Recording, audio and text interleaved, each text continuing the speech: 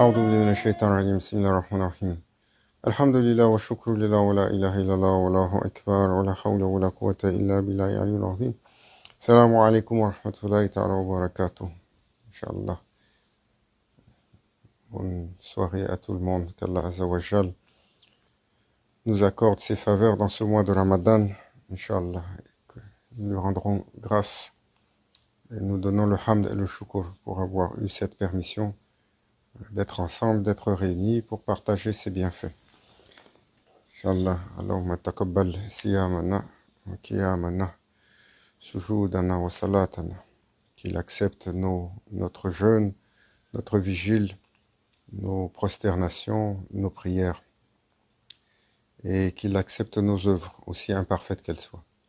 Nous allons continuer, Inch'Allah, la série pour le livre de Maulana Cheikh Hicham, qui a été sur les mauvaises caractéristiques. Je veux juste rappeler la science soufie de l'accomplissement de soi, une approche des 17 caractères destructifs, des 10 étapes pour être disciple et des 6 réalités du cœur. Normalement, cet ouvrage est disponible traduit en français sur Amazon ou alors dans sa version originale. Inch'Allah, on vous donnera la référence pour ceux qui sont intéressés à la voir. C'est un ouvrage magistral, bien fait, d'une bonne densité et qui rappelle le travail colossal qui doit être fait. Alors nous avions parlé des murs qui emprisonnent le disciple, donc le shaitan, le désir insatiable, la dunya et le nafs, l'ego, et par la suite qu'il était important de trouver un cheikh capable de faire le cheminement, et comment le rapport par rapport à ce cheikh allait être un rapport d'amour complet, d'amour intégral, d'amour inconditionnel pour que le travail d'accomplissement et le cheminement sur le chemin puisse se faire. Et donc, par la suite, Maulana Cheikh a abordé l'arbre des mauvaises caractéristiques en parlant de ces 17 mauvaises caractéristiques, donc l'arbre des caractères destructifs. Et il rappelle une histoire qui est arrivée entre Cheikh Mohammed l'imam Boussaïri, qui est venu voir un de nos grands cheikhs de la silsila Naqshbandi, Cheikh Abul Hassan Harakani, qui était du Khurasan, qui est le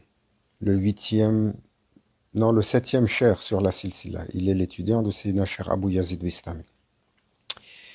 À propos des caractères destructifs. Et il l'a questionné dessus, et Sayyidina Cheikh Abul Hassan Harakani lui avait répondu qu'il y en a 17 fondamentales.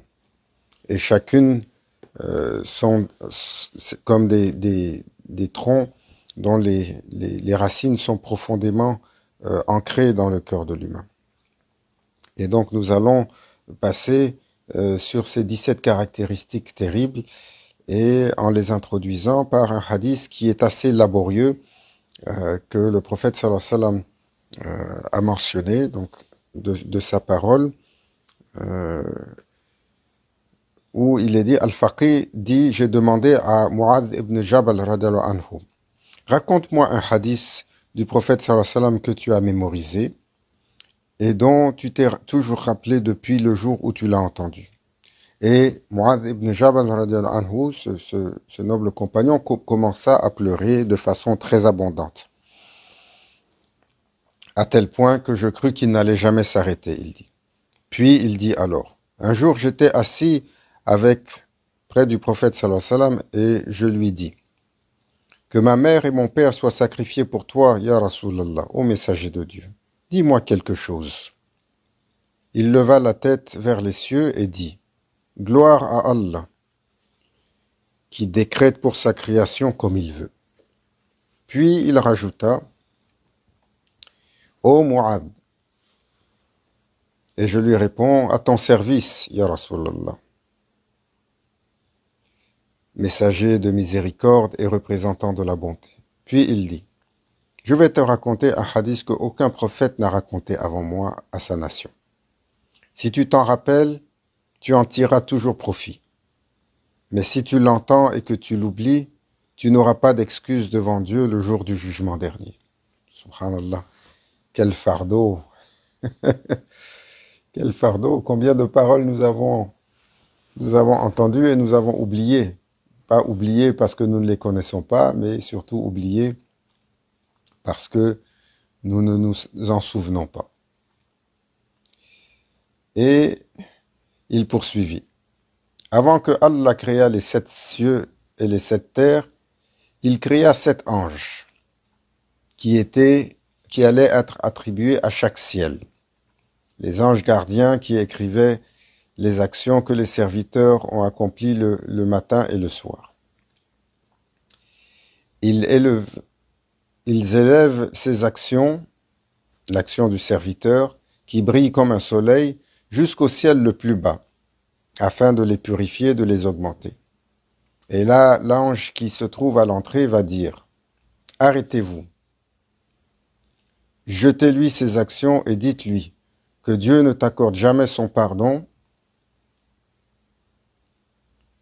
Je veille sur les commérages, et celui-ci que vous m'avez monté est un qui critiquait les croyants. Je ne laisserai pas ses actions passer et atteindre d'autres cieux. » Ensuite, il dit, les anges gardiens élèveront les actions toutes brillantes du serviteur au 2e ciel. Et là, l'ange qui se trouve au 2e ciel va dire la même chose. Arrêtez, jetez-lui ses actions, et que Allah Azza wa Jal ne lui accorde jamais son pardon. Et cet ange dira, je m'occupe des actions dans ce bas monde, les actions de la dunya, et je ne les laisserai pas passer.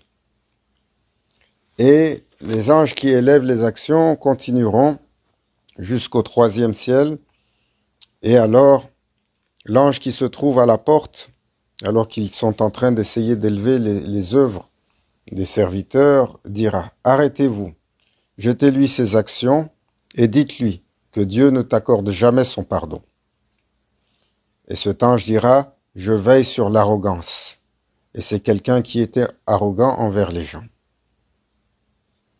Dieu m'a ordonné de ne jamais laisser rentrer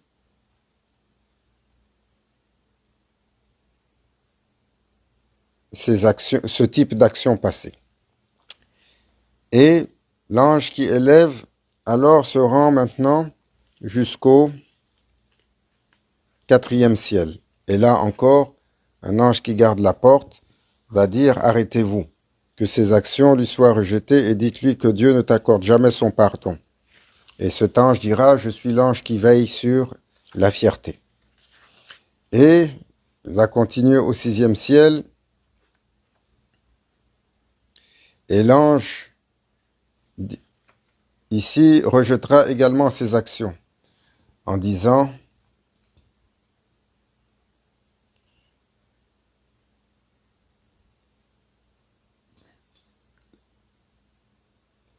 l'ange lui jettera les actions à la figure.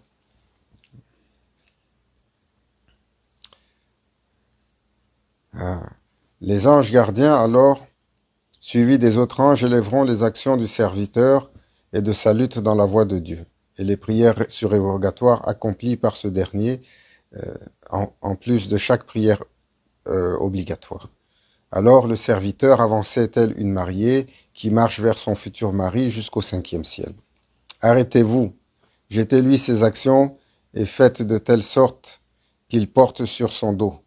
Dites-lui que Dieu ne t'accorde jamais son pardon. Il a envié ceux qui étudiaient et travaillaient pour Allah et leur causaient du tort. Et alors, ces anges gardiens lui feront porter ses actions et ils le maudiront toute sa vie. Ensuite, il dit, les anges gardiens élèveront alors ce serviteur jusqu'au 6e ciel. Et l'ange qui garde la porte dira, je suis l'ange qui veille sur la miséricorde. Et lorsque votre ami n'a jamais eu de miséricorde pour qui que ce soit, lorsqu'un serviteur avait des difficultés, lui faisait face à une tragédie, il en était content. mon Seigneur m'a ordonné de ne jamais laisser passer ses actions. Il continuera, et ils iront jusqu'au 7e ciel, et là l'ange du 7e ciel dira, arrêtez, jetez-lui ses actions et enfermez-les dans son cœur. Je suis l'ange qui voile. Je cache toute action qui n'est faite au nom de Allah. Il a recherché du prestige dans ses actions. Il a voulu qu'on se rappelle de lui dans les assemblées, que son nom soit célèbre partout. Allah m'a ordonné de ne jamais laisser passer de telles actions.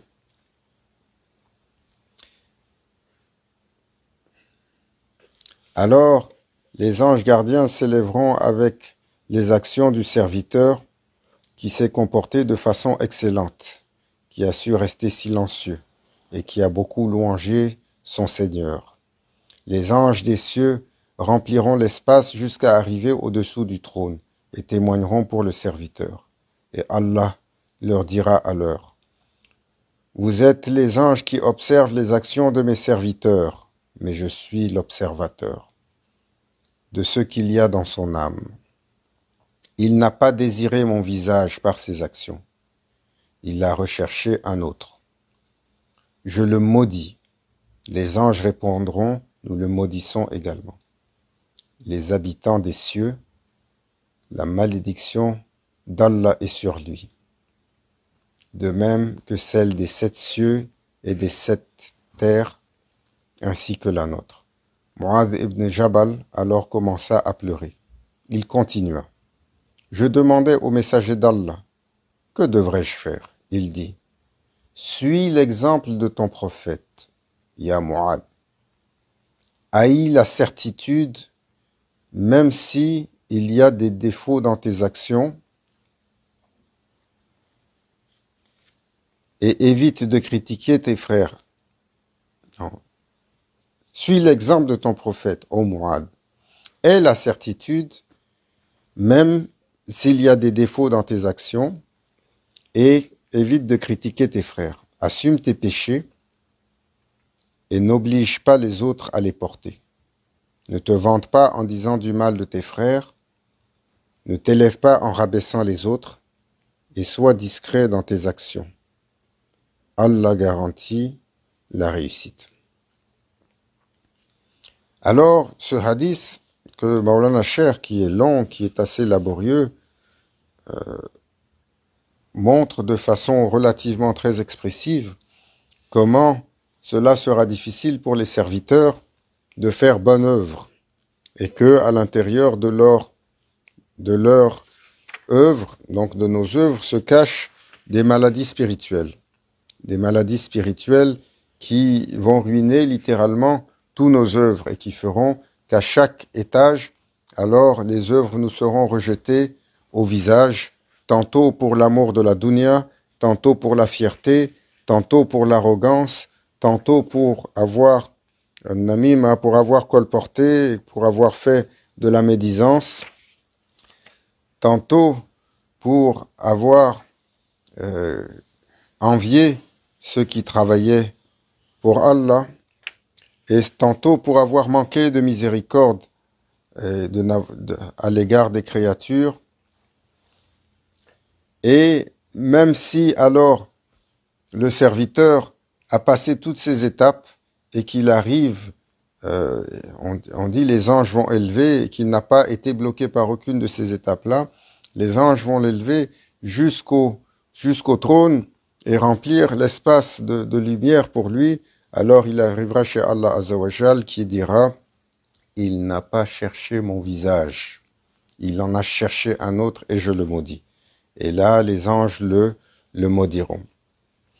Et le prophète sallallahu alayhi wa sallam, lorsque Mu'adh a entendu cela et qu'il était désespéré, il lui a dit « Que dois-je faire ?» Il a dit « Suis mon exemple, Mu'adh.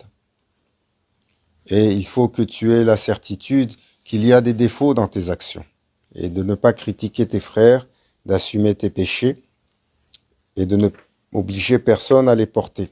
De ne pas te vanter en disant du mal de tes frères, de ne pas t'élever en rabaissant les autres, d'être discret dans tes actions.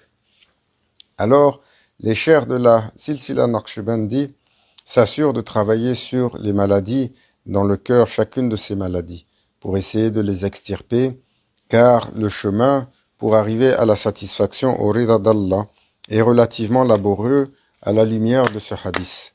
Je me souviens, quelqu'un avait posé cette fameuse question à Maulana Cheikh Nazim, au Seydi.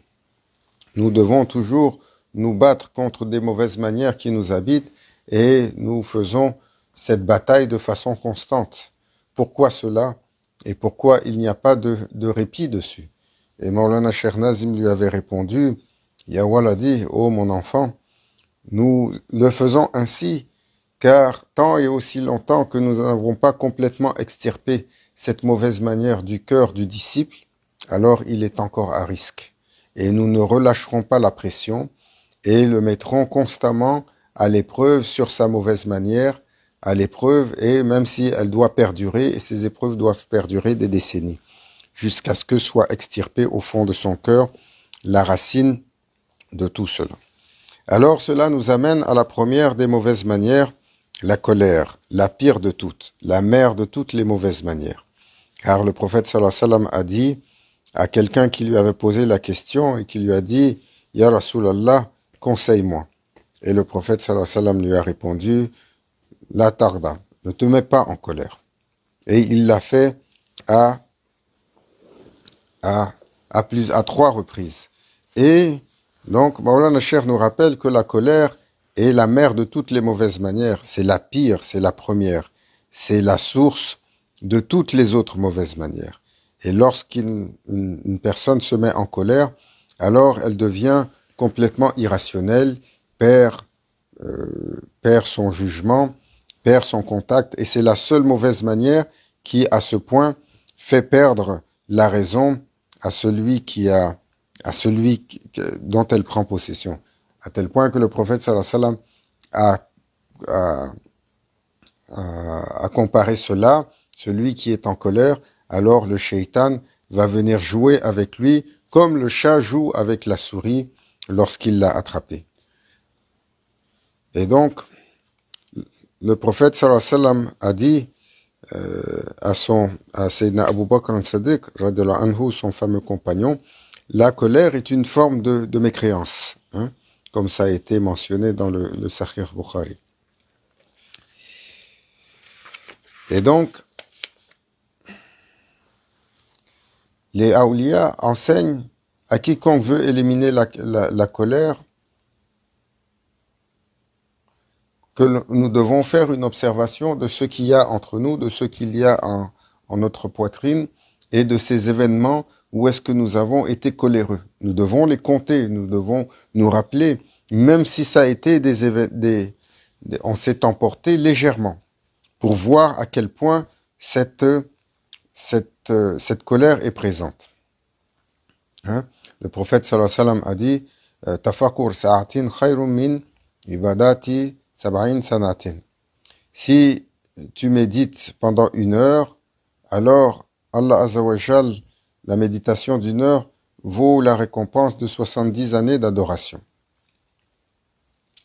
Donc, quiconque décide de lutter avec cette intention contre ces mauvaises manières doit être dans un état de conscience, dans un état d'observation, et doit, au lieu d'être toujours tourné vers l'extérieur, à regarder les autres, à critiquer les autres, à juger les autres, et à dire c'est l'autre qui sait ci, c'est l'autre qui a fait ça. Il doit se regarder lui-même et voir comment cette colère travaille à l'intérieur de lui. Tawba astaghfirullah, car personne d'entre nous n'en est exempt. Alors, Maulana Cheikh Hicham dit, lorsqu'une personne se met en colère, il oublie Allah, il oublie le prophète, il oublie les gens qu'il aime, et il oublie son cher et ses enseignements. Et il nous raconte cette fameuse histoire quand il était jeune avec son frère Cheikh Adnan et qu'ils habitaient le Liban. Ils étaient étudiants à l'université et ils étaient en période d'examen, mais comme ils faisaient régulièrement l'aller-retour pour aller au Cham, pour aller à Damas, visiter grand Cheikh Abdullah Faiz de Dagestani et Maulana Cheikh Nazim, quand il était là-bas, ils ont essayé une fois de partir et leur maman, Allah yarhama, qu'Allah ait miséricorde sur elle, s'étaient objectés à cela. Et elles s'étaient fâchées. Et eux, parce qu'ils pensaient être dans leur droit d'aller visiter le Cher, s'étaient également fâchés. Finalement, ils avaient monté la voie. Ils étaient quand même partis et avaient quitté pour aller au Cham. Il dit, lorsqu'ils arrivèrent à Damas et qu'ils montèrent pour aller voir Grand Cheikh Abdullah Faiz Dagestani, et Maulana Cheikh rappelle que Grand Cheikh, il habitait sur Jabal Qassioun, cette fameuse montagne. Hein. On dit que sur cette montagne qui siège à Damas, il y a une station spirituelle pour chaque prophète, une station spirituelle pour chaque saint. Et il y a également, on dit qu'ils sont enterrés, les fameux compagnons de Ahl al-Kahf, les compagnons de la grotte, sont enterrés, mais on ne sait pas où. Et je me souviens, on était allé visiter un étudiant de Maulana Cheikh dans une vieille maison. Et alors que vous vous promenez dans ces vieilles maisons de Jabal Qassioun, c'est des vieilles maisons qui datent de plusieurs siècles, vous voyez des maqams, vous voyez des tombeaux, on ne sait même pas qui est enterré là. Hein? Et il disait, il y a également dans cette montagne, comme on avait dit la dernière fois, dans l'autre série, la station des 40 Abdal, les Bouddhalas de Cham. Donc 40 saints qui sont au haut de la hiérarchie, qui veillent sur la répartition du bien-être et de rizq et des choses que toutes les créatures doivent recevoir. Il y a également le prophète Zulkifl qui est enterré là, et Cheikh Muhyiddin Ibn Arabi également, qui est juste à 5 minutes un peu plus bas de chez Cheikh Abdallah. Et il y a également Cheikh Khalid al-Baghdadi, le 31e cheikh de notre silsila, qui est enterré également sur cette montagne. Et donc, alors qu'ils se rendaient chez Grand Cheikh pour aller et qu'ils allaient taper à la porte, dès qu'ils se sont approchés de la porte, Grand Cheikh a ouvert avant même qu'ils ne touchent la porte et leur a dit « Je ne vous reçois pas ici. Retournez à votre mère et demandez-lui pardon. Et si elle vous pardonne, alors peut-être vous revenez. » Car les Aoulias ne tolèrent pas la colère. Il referma la porte et Maulana Cheikh nous rappelle que il ne peut pas y avoir de colère dans la relation entre le cheikh et son disciple. Car cette colère, lorsqu'elle se manifeste, alors elle ferme la porte au cheikh. Et il rappelle que le cheikh est la porte qui mène à la présence du prophète sallallahu alayhi wa sallam. Et cette colère fermera la porte du prophète sallallahu alayhi wa sallam. Et le prophète est la porte qui mène à la présence d'Allah. Et cela fermera également la présence de la porte d'Allah Azzawajal. Et le prophète sallallahu alayhi wa sallam a dit, celui qui tue, de même que la victime, vont tous deux en enfer. Les compagnons étaient étonnés d'entendre cela, et ils dirent, Ya Rasulallah, nous comprenons, ce n'est pas grave pour le tueur, mais qu'en est-il de la victime? Il dit, la victime était aussi prête à tuer son adversaire. Pour nous rappeler jusqu'à quel point cette animosité, cette confrontation nous habite. Et le prophète sallallahu alayhi wa sallam alors raconte ici comment le serviteur doit toujours être dans la prédisposition du salam, de la paix. Il doit toujours étendre la paix à son prochain, il doit toujours rentrer en donnant le salam, il doit toujours arriver avec une intention de paix, il a cette obligation constante d'étendre la paix à tous ceux et celles qui l'entourent autant que possible. Et Maulana Cheikh Hicham, sur ce hadith, donne une interprétation un peu plus spirituelle lorsqu'il dit la victime ici représente celui qui a tué son être spirituel en l'oppressant avec la colère. Par conséquent, son âme est tuée, anéantie par la colère de son ego. Et quand celui-ci a tué son ego, et quand celui-ci qui a tué, l'ego va alors se perdre dans sa nature sauvage. La colère rend ignorant et également téméraire, car lorsque nous sommes en colère, parfois nous allons au-devant de grands dangers, nous allons au-devant de choses terribles, pensant parfois que nous pouvons confronter des ennemis qui nous apporteront une difficulté notoire. Alors, Maulana Cheikh Nazim, je me souviens, avait exprimé cet état de colère, où est-ce qu'il avait dit la colère doit être canalisée chez le disciple, chez le serviteur. Et lorsque le serviteur canalise cette colère-là, alors elle devient dans son cœur comme du courage.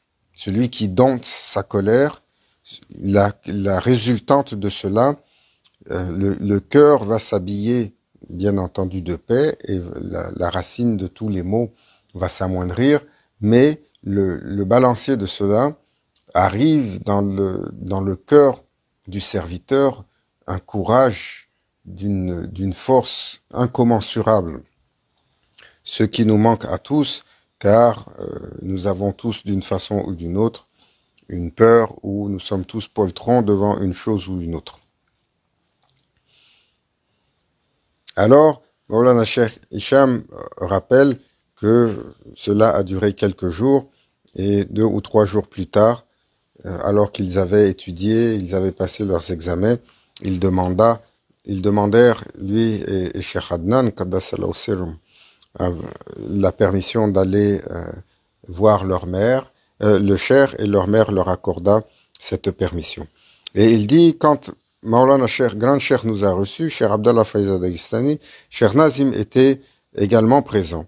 Et alors, grand cheikh commença à expliquer qu'il est important dans l'éducation, lorsque un cheikh, un murshid al-tarbiya, donc un cheikh qui a l'autorisation pour éduquer spirituellement, est autorisé à former ses disciples et à les élever dans les niveaux spirituels, il a la permission également de les observer, parce que cela était étrange.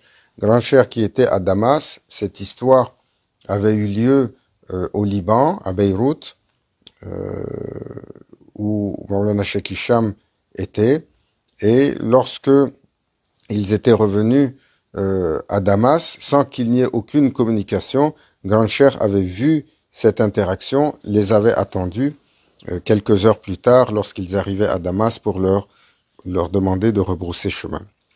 Et ce que Maulana Cheikh Hicham il dit, Grand Cheikh a dit, le cheikh qui a cette autorisation de guider, il a également le droit et l'autorisation d'observer ses disciples, hein, et de les observer jour et nuit, de les observer 24 heures sur 7, comme on avait dit hier. Maulana Cheikh Nazim avait dit, nous avons ce droit, nous observons, et lorsque vous devez rentrer, que ce soit dans la salle de bain ou en privé, vous devez dire, toujours rappelez-vous que cette présence est là, et demandez alors la permission en disant Dastour ya Seydi, je demande la permission. Cela, même si nous ne le voyons pas, nous devons nous en rappeler parce que cela bâtit dans le cœur du serviteur l'état de conscience avant qu'elle se manifeste réellement.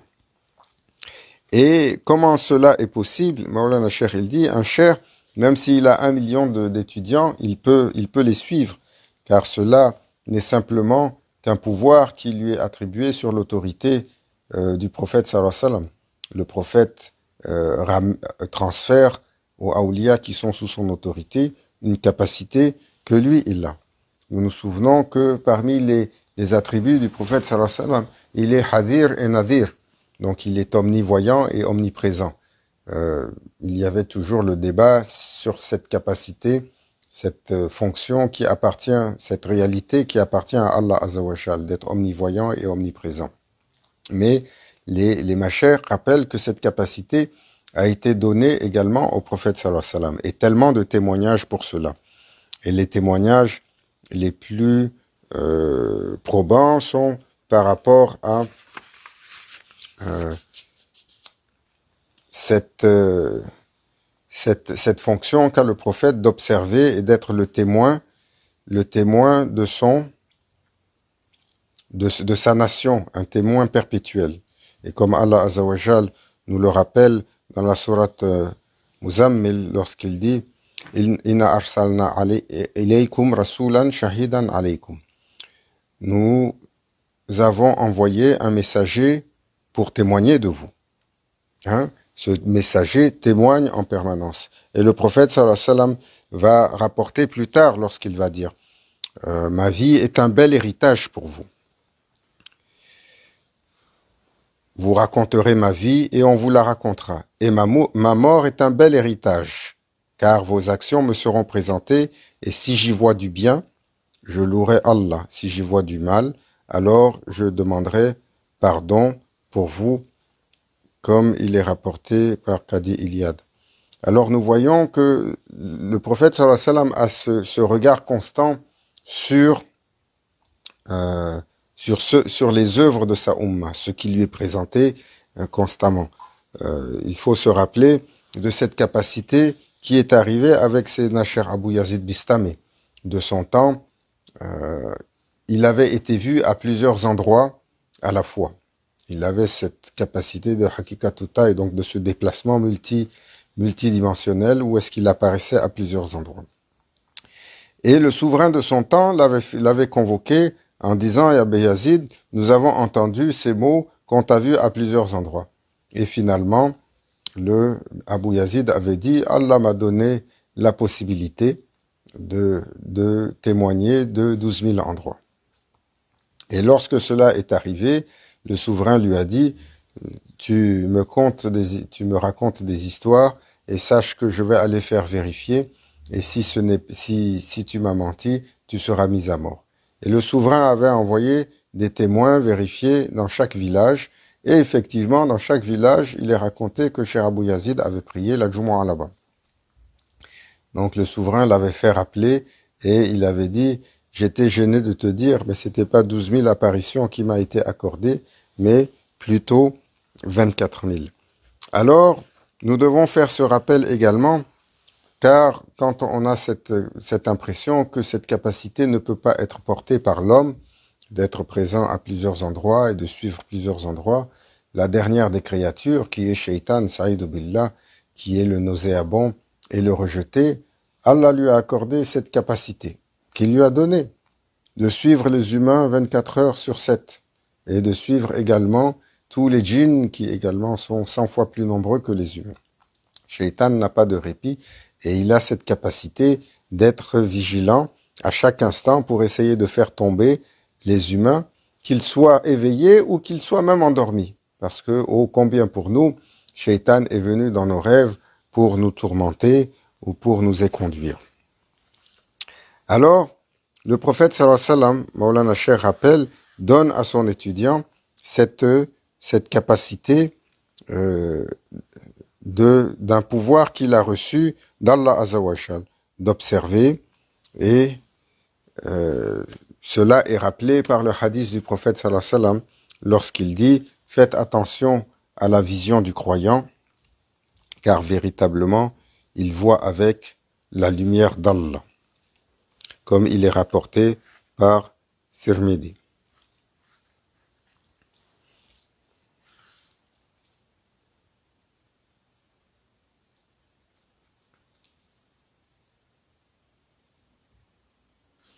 Allah Azza wa Jal nous donne la bonne compréhension sur cet enseignement et cette maladie terrible qu'est la colère, et qu'il nous permette de la dompter.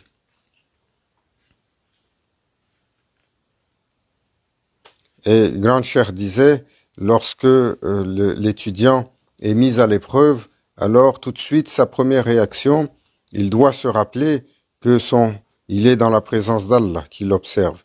Il est dans la présence du prophète sallallahu alayhi wa sallam qui l'observe. Il est dans la présence de son cher qui l'observe. Et il doit toujours se dire, je suis mis à l'épreuve, tout simplement.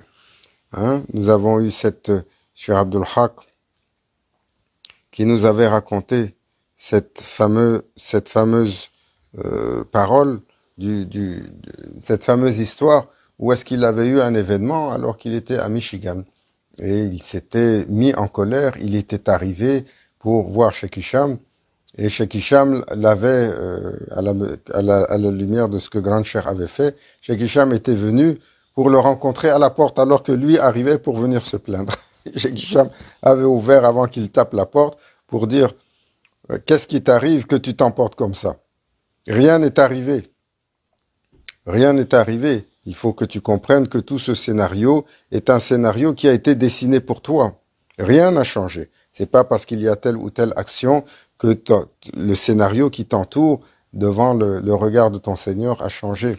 Reviens, redescends à ta taille et alors rabaisse-toi et reviens à ta dimension normale. Quitte cet état de fureur et de colère pour revenir et tu vas te rendre compte qu'en finalité, c'était un événement juste pour te piquer et tu es sur ta continuité vers la présence de ton Seigneur.